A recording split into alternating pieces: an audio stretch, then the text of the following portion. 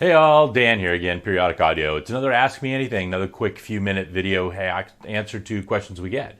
This one came from a Joel via email, so I don't know your handle or Twitter handle, Joe. No problem. Thanks anyway, good question. And he had a question about the magnetic pull between our units. Is it on purpose? And does it damage the units? Also, what about when it's put inside the storage tin? For those that are not aware, here's a pair of our IEMs.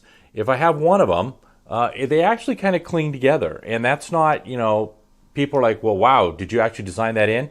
No, we didn't actually design that in. That's not an extra magnet that causes it.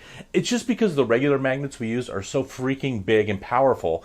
They have a stray field that interacts with each other. Just like when you take two magnets, you get them close, they kind of attract each other. Same thing happens here. So we're not actually designing that on purpose. That's just a side effect of what we do. Most IEMs will not do that, and that kind of shows you the difference of quality that we build in. The magnet itself creates what's called a magnetic flux, and that you could think of as like the gasoline in your car, or if you have an electric car, the energy in your battery. That is what creates the most of the force that gives your transducer, the speaker, the ability to move in and out. We use such a big stinking magnet, so we have a huge amount of flux, so we have a very powerful yet incredibly precise and well-controlled sound. So that's just a side effect of it. So no, it won't happen. It won't discharge your magnets over time. In fact, the only way you can charge or discharge a magnet is to put it in the presence of a much bigger magnetic field. When you make a magnet in a factory, it starts out as a slurry. It's kind of like making ceramic. By the time it's all cooked, it comes out. It has no magnetism on its own. It's incredibly weak. You actually have to put it on what's called a magnetizer, which exposes it to a very, very high level magnetic field, and then it's magnetized. And it holds that magnetism forever until it hits either a magnetic field that's stronger and changes it, or you heat it so high that the metal elements inside the ceramic kind of relax. In fact, it's not really what happens, but you can think of it as they kind of relax and they lose their ability to hold the magnetism. But then you can recharge it, so you haven't killed it.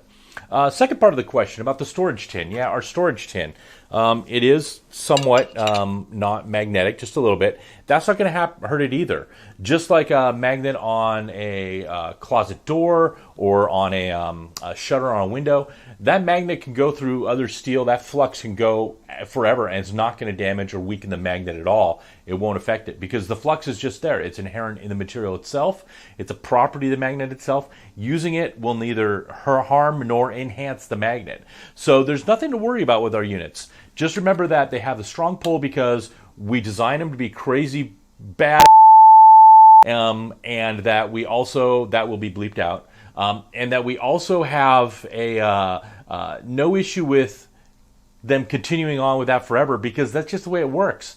Magnetism doesn't go away unless you give it a much stronger magnet field outside or you heat it way too much. In this case, because the neodymiums would work, if you're going to heat it, you're going to have to heat these things up to, 400 degrees C to kind of like fully discharge them. At that point, all the plastics are pretty much a little pile of goo. So don't worry about it. It's perfectly normal. It's not designed in there on purpose. It's actually a side effect of a really strong motor. That's what we do. So thanks, Joel, for a great question. Again, if you guys have any questions at all about audio, feel free to reach out to us at support@periodicaudio.com or hit us at Periodic Audio. That's our Twitter handle, and we'll get one of your questions into an AMA. Thanks. Have a good one. See you. Bye.